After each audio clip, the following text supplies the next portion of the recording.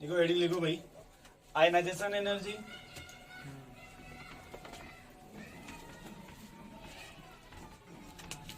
अब एक आप लोग जाके काम करना आज ना साथ में बैठ करके एस ब्लॉक निकालना। क्या निकालना? S block. समझ गए भाई? और मिल के पहले पढ़ डालना उसको। और इस बार कुछ पोर्शंस नीट में कटा है उसका, साल्ट वाला पोर्शन जो है। अच्छा सॉल्ट हट तो गया। साल्ट वाला पोर्शन छोड़ करके जो बचेगा उसको लपेट डालो तो पहले। हो गया मैं नहीं समझा? ठीक ठीक। ये भैया क्या ब्लॉक तो इतने में बना दिए। हाँ, तो वो उससे मैटर नहीं है, बस एक बार आप उसको देख लेना, क्योंकि लिथियम वाला मैटर उसमें बड़ा है। जो लिथियम वाली बात है वही खाली बड़ा है और कुछ उसमें नहीं है। ठीक है, तो लिखो इसमें। अच्छा ये देखो, आयनाइजेशन एनर्जी या फिर इसी को आयनाइजेशन एंथैल्पी बोलते हैं, या फिर इसी को आयनाइजेशन पोटेंशियल बोलते हैं। क्या बोलते हैं भाई? एक बार देखो, आयनाइजेशन एनर्जी आर, इसी का एक और नाम होता है भाई आयनाइजेशन एंथैल्पी। मैं जो बोल रहा हूँ उसके बारे में एनसीईआरटी से देखना। कहाँ से? एनसीईआरटी से। बस एक चीज रट लेना, कलर ऑफ मेटल। नहीं समझे? पहला वाला फ्रिक्शन रेट है, ये सही में हट गया है। हम बताएं सॉल्ट वाला एक बार देख लीजिएगा। ठीक, मतलब मेन क्या उसमें फार्मूला पढ़ लेना, कौन कंफर्म हो जाएगा। वाशिंग सोडा सोडियम बाइकार्बोनेट है, ठीक है। और टाटा साल्ट को बोलते हैं NaCl सोडियम क्लोराइड। एक होता है सोडियम कार्बोनेट, शायद वो वाशिंग सोडा है। सोडियम बाइकार्बोनेट, सोडियम कार्बोनेट को वाशिंग सोडा। सोडियम बाइकार्बोनेट आपका बेकिंग सोडा है। एक आपका NaCl है, सोडियम क्लोराइड, टेबल साल्ट या कॉमन साल्ट। कास्टिक सोडा हाँ, अन्य कास्टिक सोडा। बस ये कॉमन नाम याद रखिएगा। क्या? अब फार्मूला इधर वापस आ जाओ। ये देखो थोड़ा लघु जी यार, वहां भी आयनाइजेशन, यहाँ भी आयनाइजेशन। यहाँ लिखा आयनाइजेशन एनर्जी और यहाँ लिखा आयनाइजेशन एंथैल्पी। एनर्जी और एंथैल्पी में क्या डिफरेंस है? एनर्जी और एंथैल्पी में क्या डिफरेंस? जब पढ़ोगे आप थर्मोडायनेमिक्स तो वहां पे एक नाम मिलेगा इंटरनल एनर्जी। सुने? Change in internal energy. देखो था चेंज इन एंथैल्पी। आप सुने? देखो एंथैल्पी लिखा है ना, बोलो भाई। जब एंथैल्पी बोलिएगा एट कांस्टेंट प्रेशर, यहाँ क्या हो जाएगा?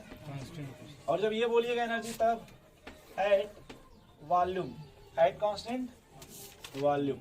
ये यहाँ नहीं मिलेगा, थर्मोडायनेमिक्स मिलेगा। कहाँ मिलेगा? तो उसी को डेल्टा ई बोलते हैं, मतलब वहां फिलहाल इंटरनल डेल्टा ई या यू से बोलते हैं। तो जब एनर्जी बोलिएगा तब कांस्टेंट वॉल्यूम, और जब आयनाइजेशन एंथैल्पी मेन टर्म क्या? एंथैल्पी बोलेगा that constant.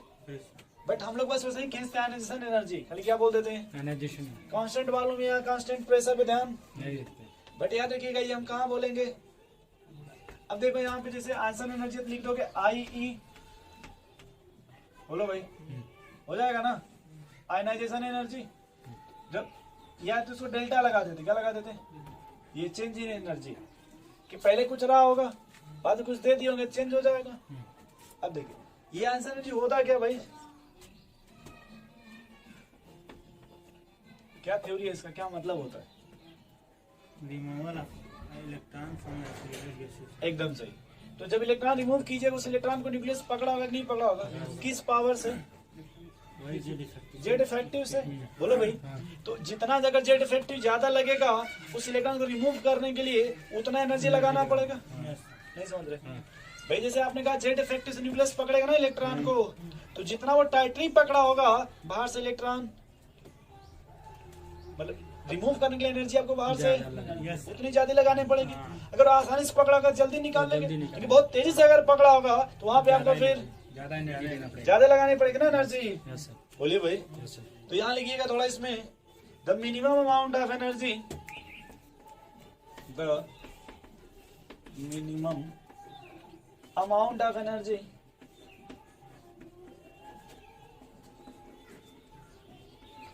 the minimum amount of energy which is required। अब इसको थोड़ा पढ़िएगा आप लोग फील करके, which is required to remove an electron। वही फील कराते हैं, कोशिश करते हैं। to remove an electron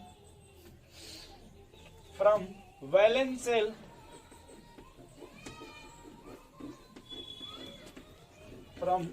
valence shell of neutral isolated gaseous atom।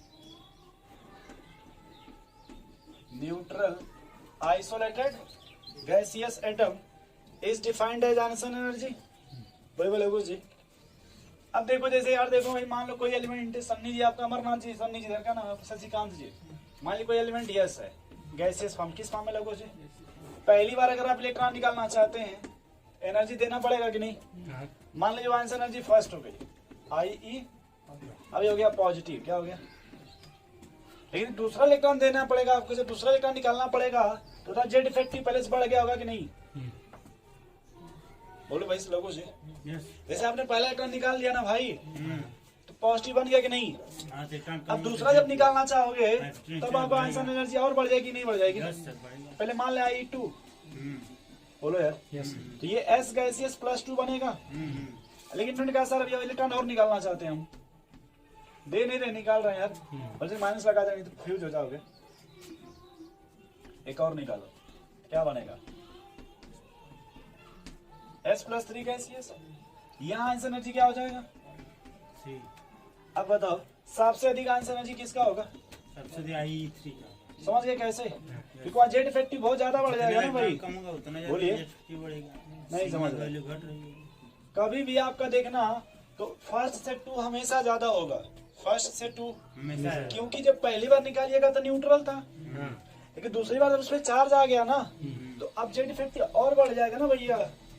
नहीं समझ रहे? ये डायग्राम बना लो ऐसे ही।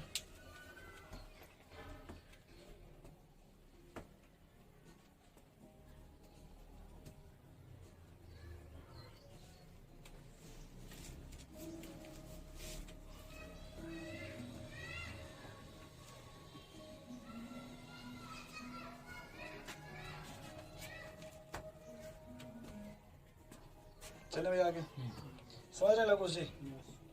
यही पे अपना पूरा काम खत्म हो जाएगा। बस एक बात यहाँ एक ही चीज सीखना होगा कि सर इलेक्ट्रॉन कहाँ से आसानी से निकल जाएगा और कहाँ आसानी से नहीं निकलेगा।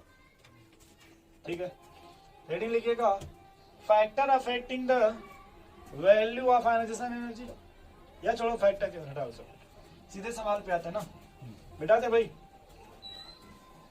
बोलो भाई। बस पहला एक ही चीज लिखेंगे, Z effective directly proportional ionization energy और 1/, एटॉमिक साइज, बस इतना ही, एटॉमिक साइज। समझ गए भाई? आंसर एनर्जी और एटॉमिक साइज में क्या रिलेशन है भाई? Inversely proportional. और जेड इफेक्टिव आंसर एनर्जी में डायरेक्टली प्रोपोर्शनल। ठीक है। अब जैसे मान लो हम बात करते हैं यहाँ पे ग्रुप का, किसका, और यहाँ बात करते हैं पीरियड का। जान दो भाई कुछ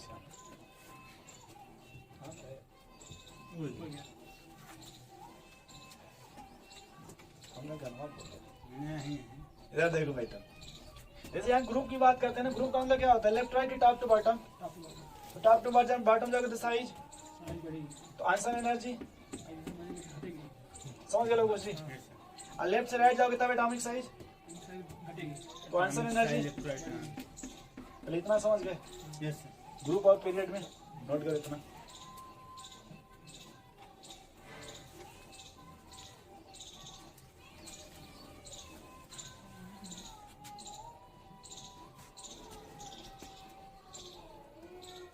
पहला समझ गए भाई? बोलिए, आगे चले। सेकंड लिखिएगा half filled and full field. Half filled and full field, half filled and full field.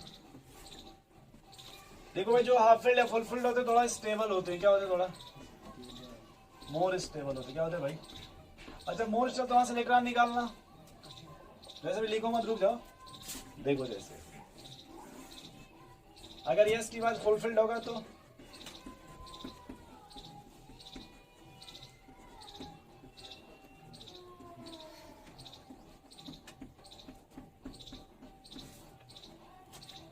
ये देखो है थोड़ा सा, ये थोड़ा लिख ले मोर स्टेबल, या क्या हो गया भाई? ये मोर स्टेबल होंगे। यहाँ से इलेक्ट्रॉन निकलना थोड़ा मुश्किल होगा, मुश्किल होता है, थोड़ा सा मुश्किल होता है।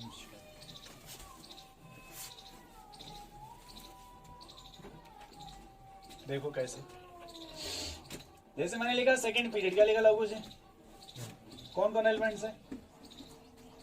Lithium, beryllium, boron, carbon, nitrogen, oxygen.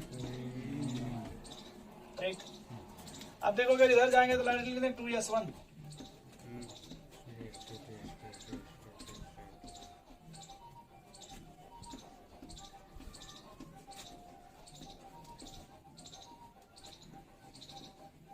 कोई दिक्कत आपको? पहले आपने अभी जस्ट पहले लिखा जेड इफेक्टिव क्या, अगर लेफ्ट से राइट जाने पे, ये बोर्ड वाला कॉन्सेप्ट है, पहले समझ गए भाई लघु से? बस एक बात याद रखिए, जैसे ये फुलफिल्ड है ना, ठीक है भाई, तो यहां से भी इलेक्ट्रॉन रिमूव करना है, और कहां से, ठीक है, अब हमको इसमें सोचना है बस, नहीं समझे भाई? अब यहां से ज्यादा स्टेबल है कि ये ज्यादा स्टेबल है?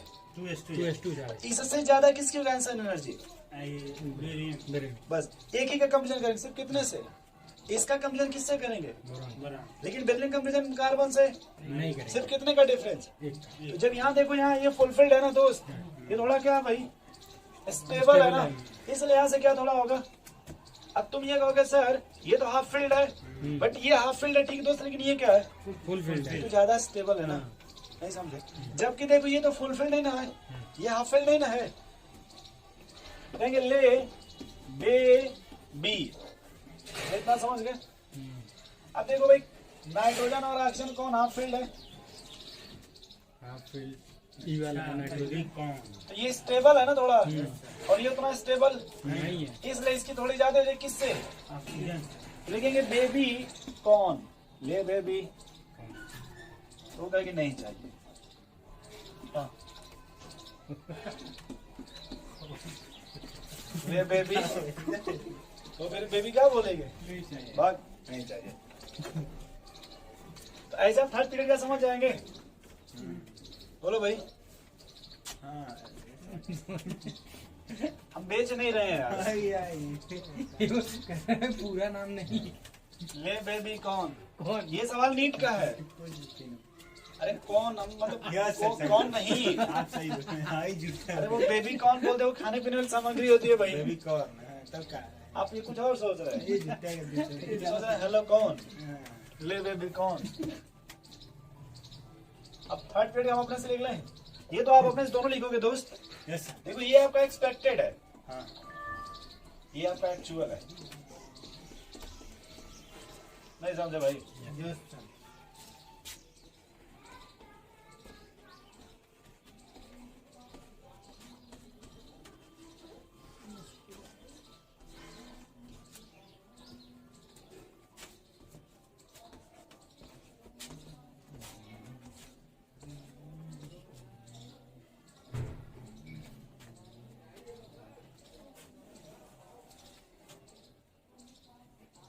अब इसमें कर लेना सेटअप भाई। मैग्नीशियम एल्यूमिनियम में किसका ज्यादा होगा?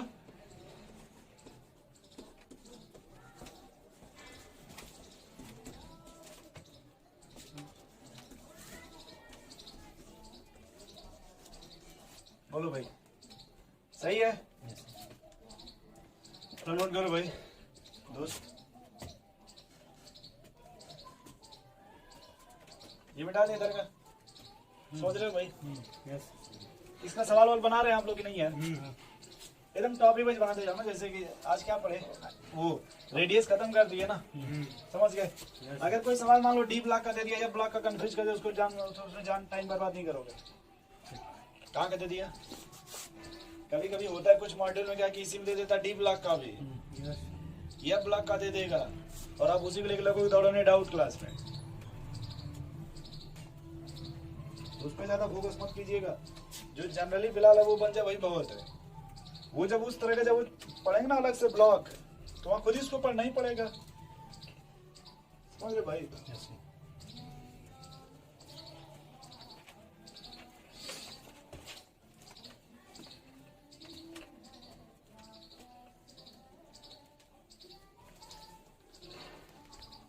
चलो, जैसे मान लो ये बेरिलियम और ये क्या भाई, बोरान, ये क्या लिखा?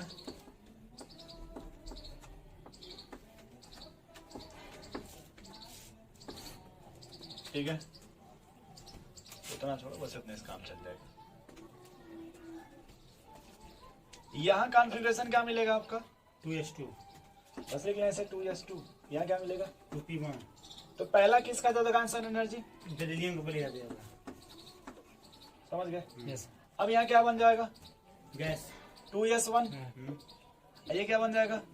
2s2 तो जब अगली बात करेंगे तब किसका ज्यादा हो जाएगा? बोरान का ज्यादा हो जाएगा। नहीं समझे? अब जैसे मान लो हमको दे दिया सोडियम का, किसका? मैग्नीशियम का, और sodium and magnesium and aluminium, ठीक।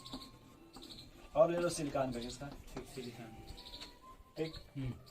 अब देखो सोडियम का थोड़ा ध्यान से देखो, किसका? सोडियम का। मान लो पहले इलेक्ट्रॉन निकाले 2 8 1 होता है ना? बोलो भाई। अगर मान लो पहले इलेक्ट्रॉन निकाले तो जो फर्स्ट मान लो आंसर एनर्जी आई, मान लो फर्स्ट आई वो कितनी आ गई? 10। कितना आ गई? 10। एक पॉजिटिव साइन, क्योंकि एनर्जी देना पड़ेगा। फिर जब दूसरा निकालोगे कितना? दूसरा जैसे अब 2 8 बन गया ना, सोडियम पॉजिटिव, ज्यादा देना, तो लगभग इसका 10 गुना। कितना? जैसे 10 से 10 गुना कितना होगा? 100। यहाँ जो आंसर जी बनेगा वो कितना हो जाएगा? लगभग 100। समझ गए?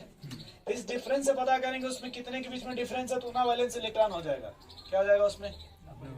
उतना। जैसे यहाँ देखो मैग्नीशियम क्या होता है भाई? 2 8 2। मान लो पहला निकाले तो तुम्हें देना पड़ा 20। कितना देना पड़ा? समझ गए? क्या बन जाएगा? 2 8 अब दूसरा का निकाले तो लगभग कितना देना पड़ा? 40। ये समझ गए? अब क्या बचेगा? 2 जब 8 तीसरा निकालना चाहोगे तो लगभग कितना देना पड़ेगा? 400। लगभग कितना देना पड़ेगा? तो देखो सबसे अधिक डिफरेंस कहाँ मिला आपको? 20 से 4। पहला मतलब दूसरे और तीसरे के बीच में। बोलो, यानी यहाँ जो वैलेंस इलेक्ट्रॉन हो कितना है? देख लो, 2 आसानी से निकाल लिए कि नहीं? अब देखो यहाँ इसके बीच ज्यादा डिफरेंस है ना, यानी यहाँ कोई नोबल गैस होगा तभी कितना ज्यादा है। जैसे यहाँ देखो पहला जिसमें ज्यादा डिफरेंस है कि नहीं, यानी इसमें वैलेंस इलेक्ट्रॉन कितना रहा होगा? वैसे एल्युमिनियम का देख लो, तो लास्ट में 2p1 होता है ना। यस। बोलो भाई, जब एल्युमिनियम प्लस बना तो मान लो कि 30 है। कितना? 30। समझ गए? अब जब एल्युमिनियम से एल्युमिनियम प्लस बनेगा तो लगभग यहाँ थोड़ा स्टेबल हो गया कि नहीं? तो अब डबल से थोड़ा ज्यादा कर दीजिए। नहीं समझे? मान ले 100 कर लिए। कितना कर लिए? 100। क्योंकि एल्युमिनियम गैस थोड़ा नोबल गैस हो गया ना। अच्छा, फिर जब एक निकालोगे एल्युमिनियम प्लस, मतलब प्लस प्लस, तो 200 मान लो। उसके बाद देखो नोबल गैस आ जाएगा भाई, जैसे टोटल 3 इलेक्ट्रॉन निकल गया ना, तो अब 2p6 बचेगा ना। इसी में करिए उसको। 2p6 बचेगा ना। अब अगर मान लो इसमें और निकालना चाहते हो, यहाँ देखो +4 दीजिए। क्या दे दिया? तो यहाँ लगभग हो जाएगा 2000। लगभग कितना हो गया? तो इससे फील करके उसमें ज्यादा डिफरेंस कहाँ मिला? सबसे ज्यादा डिफरेंस देखो किसके बीच मिला? ये ज्यादा डिफरेंस है कि ये ज्यादा डिफरेंस है कि ये ज्यादा डिफरेंस है? नहीं समझे लोगों से? तो ज्यादा डिफरेंस यहाँ ना समझे जी, नहीं समझे? यही डिसाइड कर लेंगे वैलेंस इलेक्ट्रॉन। इसका डिसाइड करेंगे वैलेंस इलेक्ट्रॉन। नहीं समझे? नोट करना है तो नोट कर लो इस तरह का, या नहीं तो इस तरह का सवाल खोजना। लगली वाला नोट कर लो, ये भी नोट कर लो, या फिर इसका डाटा एनसीईआरटी देख लेना। 1 2 सवाल मिल जाएगा लास्ट में एनसीईआरटी की एक्सरसाइज में। एनसीईआरटी के जहां तुम्हें ज्यादा गैप मिलेगा वहीं आप समझ लेना कि वही वैलेंस इलेक्ट्रॉन है। एक मिलेगा क्रोमियम और मैंगानीज में। किसमें? Chromium manganese. D5 4s2। अब देखो क्रोमियम का होता है भाई 3d5 4s1। बोलो। यस। पहला मान लो निकाले तो लग गया +10 मान लेते हैं। जैसे दूसरा निकालोगे थोड़ा ज्यादा लगेगा ना, क्योंकि हाफ फील्ड है ना। मान लो 50 मान लो, लगभग मान लो।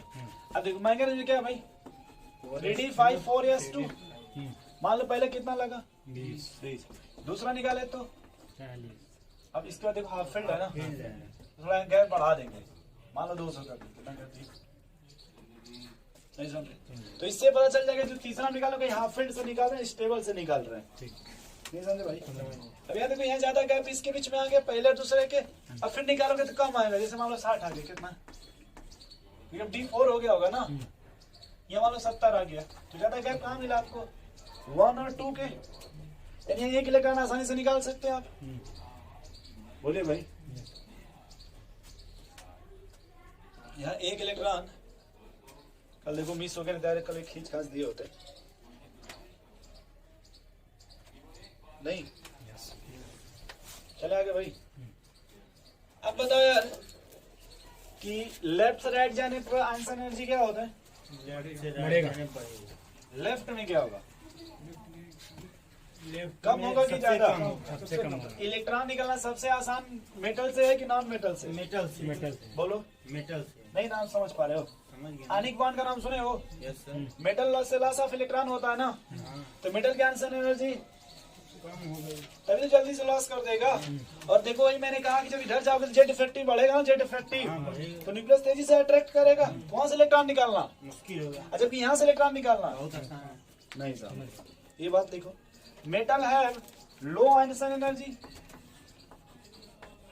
यही लाइन चलती है आयनिक बॉन्ड में। जब आयनिक बॉन्ड पड़ेगा तो वहां यही बात चलेगी मेटल का। मेटल है लो आयनिक एनर्जी,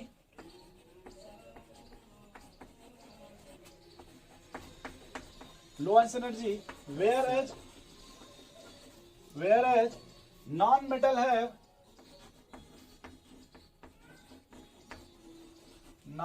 है हाई आयनाइजेशन एनर्जी। जो नॉन मेटल है उसमें क्या होगा भाई? High ionisation energy. समझ रहे हैं कैसे? अरे अभी आपने देखा था जेड इफेक्टिव बढ़ रहा था तो आयनाइजेशन एनर्जी देखा बढ़ रही थी। अरे जेड इफेक्टिव बढ़ेगा ना इधर जाने पे तो आयनाइजेशन एनर्जी घटनी चाहिए ना। नहीं जारी में घोषणा ले यार। जेडी फैक्ट्री आगे घोषणा है। सही है सही है। कहाँ पे लिख लो एक बार? डायरेक्ट चले आगे। यस।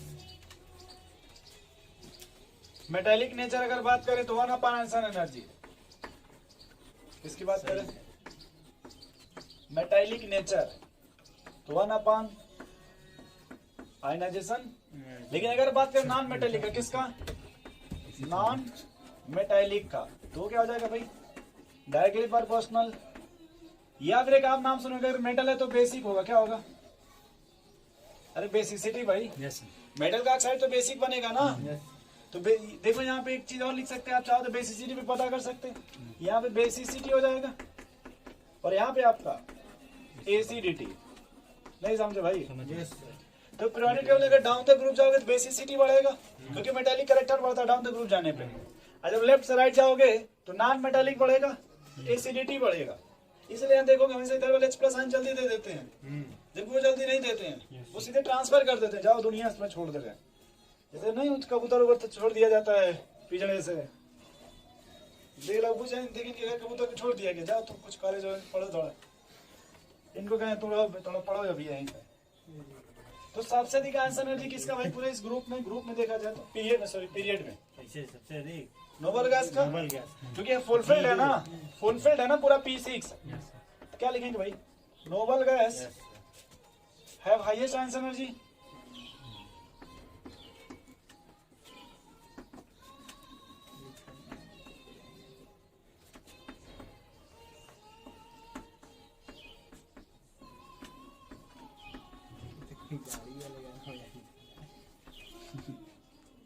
सेकंड बताओ, सेकंड है उसके बाद वही क्या कहते हैं उसको, हेलोजन ना। एकदम सही, हेलोजन। सेकंड लार्जेस्ट आयनिसन एनर्जी वही हेलोजन। थर्ड बताओ, थर्ड और यार ऑक्सीजन फैमिली उसको क्या कहते हैं, चैल्कोजन। थर्ड लार्जेस्ट निकोजन, निकोजन क्योंकि हाफ फिल्ड हो जाता है ना। हाँ यस नाइट्रोजन ये हाफ फिल्ड हो जाता है ना दोस्त, याद करो। ठीक बोले यस। निकोजन ठीक। अब इसके बाद तुम उसको रख दो, अब चैल्कोजन वो फोर्थ हो जाएगा। क्या हो जाएगा? और लिस्ट अगर बात कर लिस्ट आंसर एनर्जी का, तब ये पहले यार अल्कालाइन मेटल। एकदम सही। लिस्ट की बात कर, list ionization energy alkali metal, क्या चीज? Alkali metal. और अल्कली से ज्यादा होगा अल्कली अर्थ मेटल का। अर्थ बोले थे नाम बस अर्थ। अल्कली से ज्यादा किसका होगा? चाहे ग्रुप में लिख लेना है, सेकंड ग्रुप का ज्यादा होगा फर्स्ट से। तुम समझ रहे हो ग्रुप सेकंड वाला? अरे फुलफिल्ड है ना अल्कली व अर्थ मेटल, तो उसकी ज्यादा होगी ना भाई फर्स्ट से। बोलो भाई। और अब पूरे पीरियोडिक टेबल में ही सबसे हाईएस्ट किसका होगा इंसान एनर्जी? तो एकदम ऊपर जो है सबसे helium. Helium helium has the highest ionization energy, क्योंकि फिर जब नीचे आओगे तो इलेक्ट्रॉन बढ़ेगा, जेट इफेक्टिव भी बढ़ेगा ना, लेकिन पोल सेलिंग आने लगेगा।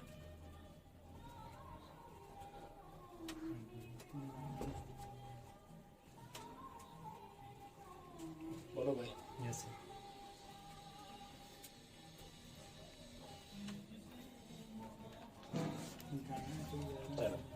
नेक्स्ट लिखेंगे ionization energy in D block, ionization energy in D block.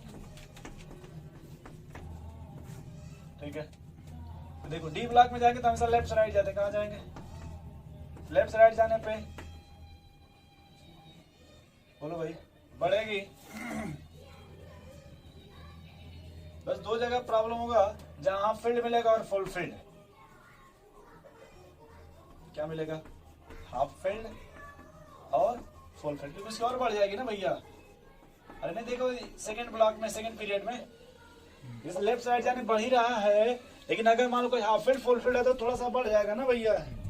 बोलो भाई, लिख लेना कि लेफ्ट साइड बढ़ेगा, but some exception with half filled and full filled. ठीक है, सेकंड आपका टॉप टू बॉटम। सेकंड क्या है? टॉप टू बॉटम समझते हैं भैया? अमरनाथ का नाम उनका शशिकांत। तो देखो ये जो आंसर एनर्जी है वो directly proportional length and height contraction. नीचे ना लेंथ हाइट कंट्रैक्शन बढ़ेगा ना भैया, यस सर। तो वो और सिल्डिंग बढ़ा देगा ना बड़ा। नहीं समझ रहे? नीचे जो लेंथ हाइट जेट फैक्टर और बढ़ जाएगा, तो वहां पे आंसर एनर्जी और बढ़ जाएगी। जैसे देखो ये आर्गन है ना, बोलो भाई। जैसे देखो आर्गन आपका 3D में है ना, तो ज्यादा किसका होगा? 4D का। अब 5D का बढ़ना चाहिए, लेकिन लगभग क्या हो जाएगा? Due to length and contraction, due to. ठीक है, ये देखो ये एटॉमिक रेडियस, फिलहाल ये क्या है? ये आर्गन, ये एटॉमिक रेडियस है। ये क्या है? अब अगर बात करें किसका? आयनाइजेशन, तो अभी नीचे लेंथ एंड कंट्रैक्शन बढ़ेगा कि नहीं? 3D 4D 5D इस तरह से। तो इसको अच्छे से लिखना लगभग जी, मैं फिर से बता दूं, एटॉमिक रेडियस लगभग बराबर होता है। आपने देखा होगा लेंथ एनम और हैफनम का, लेकिन जब नीचे आओगे तो जेट लेंथ नाइट कंट्रैक्शन आ जाएगा ना, इसमें थोड़ा ये बढ़ जाता है। ठीक है,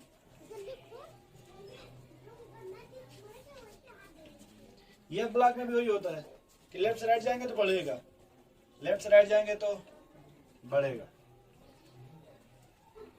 तो इसको बस करते हैं भाई यहाँ पे, ये वो कंप्लीट होगा आंसर एनर्जी।